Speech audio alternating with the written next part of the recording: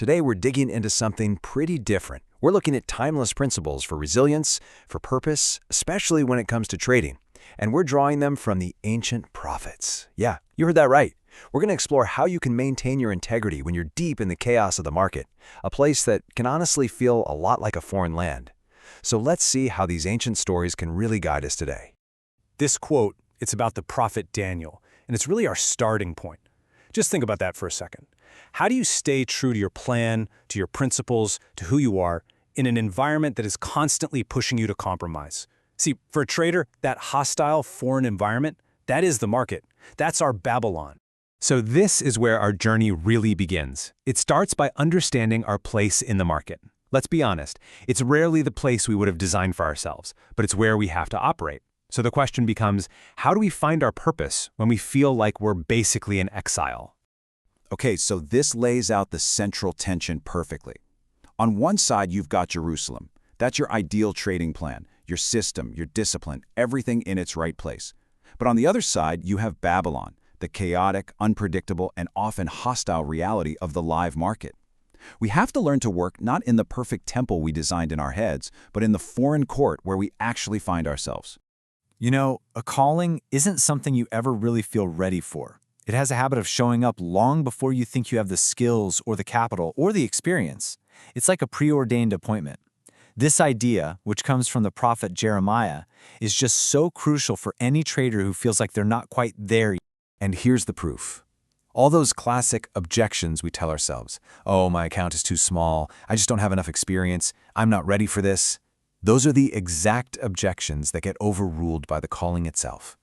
The instruction couldn't be simpler. You shall go. See, the capacity, the ability, it's provided for the mission, not something you have to acquire before it even begins. Okay, so once we understand that we have this calling, how in the world do we build the character we need to survive out there? Well, that brings us to our second big idea, developing a truly uncompromising resolve. This might be the most important takeaway from Daniel's story. It's all about when he made his decision. The text says he purposed it in his heart, and he did this before the temptation of the king's rich food was ever even put in front of him. For us as traders, this is huge. It means your rules, your non-negotiables, they have to be decided in the quiet of your preparation, not in the heat of a crazy, volatile market. And this gives us a really practical framework to follow. First, you form that resolution inside, before the test ever arrives. Second, you make it accountable with a practical, measurable test. Think about Daniel's 10-day proposal. For a trader, maybe this is committing to one specific rule for your next 10 trades. And finally, you review the results. See, this isn't just about willpower. It's a structured, repeatable process for maintaining integrity. So I have to ask you and be honest with yourself. What's the king's food in your trading? What is that one standard, that one rule, maybe it's a position size, maybe it's a hard stop, that you resolve right now you will not violate no matter what the market dangles in front of you? Getting clear on that, that's the absolute core of discipline. All right, now we have to turn to something that's, well, it's inevitable. We have to talk about the moments of trial, of devastation, of serious drawdown. The times when it feels like your entire trading world, your personal Jerusalem, has been completely and utterly destroyed. This raw, unfiltered grief from the book of Lamentations, it just perfectly captures the feeling of a blown account, doesn't it? How deserted lies the account, once so full of capital. The very first step to any kind of recovery is allowing ourselves to actually acknowledge the full weight of that loss, to sit with it for a moment instead of just trying to rush past it. These three little words, they represent one of the most powerful pivots you'll ever find. They are the absolute core of a conviction that holds strong even when the outcome you're desperately hoping for just isn't guaranteed. This is the conviction Daniel's friends had when they were facing the fiery furnace. They absolutely believed they could be delivered, but their faithfulness didn't depend on it. For a trader, this sounds like, I believe my system has an edge, but if not, if this next trade is a loss, if this whole month is a drawdown, I will not compromise my core principles just to chase some imaginary guaranteed profit. So after a fall, there has to be an accounting. This phrase, from the story of the writing on the wall, it sounds harsh, but it's not a final condemnation. Think of it as a call for an unflinching, brutally honest self-assessment. So what does TECL mean for us today? It's our honest data review. It is pulling up your trade log and weighing your performance, not against some vague ideal, but against your own rules. Where have you been found wanting? This honest accounting is the necessary, unavoidable prelude to any genuine, lasting change in your trading.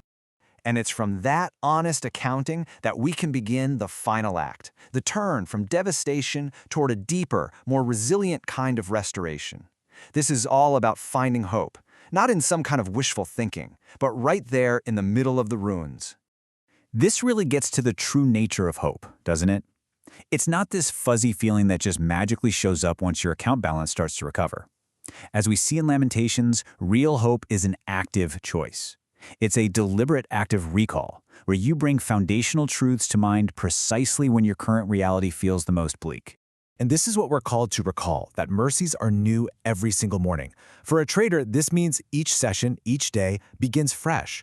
Yesterday's crushing loss doesn't have to carry its full heavy weight into today.